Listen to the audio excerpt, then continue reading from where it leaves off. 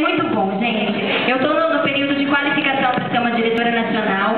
Com muito orgulho que eu compartilho aqui com vocês que eu vou ser a primeira diretora nacional do estado do Paraná.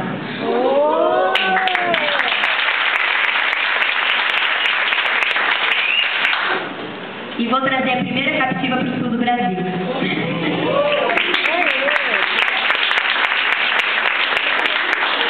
Qual que é a diferença entre eu e cada uma de vocês? Nenhuma. Eu comecei com R$130. Só que eu não desisti nunca.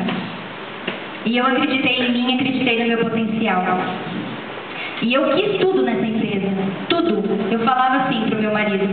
Ele falava, mas você vai tentar isso também? Se a Mary Kay quer me dar, por que eu não vou querer?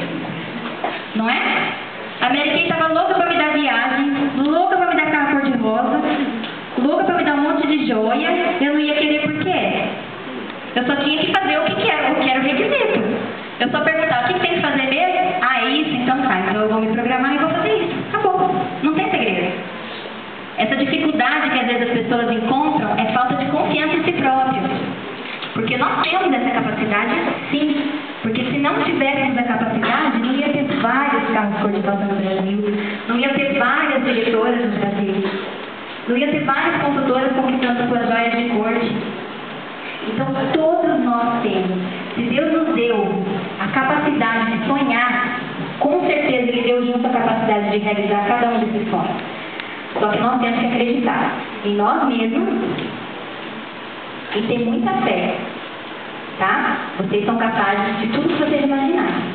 Convidadas, eu gostaria de perguntar uma coisa para vocês. De tudo que vocês estão ouvindo aqui, o que vocês mais gostam dessas empresas que vocês ouviram aqui? Carro cor-de-rosa? Viagem?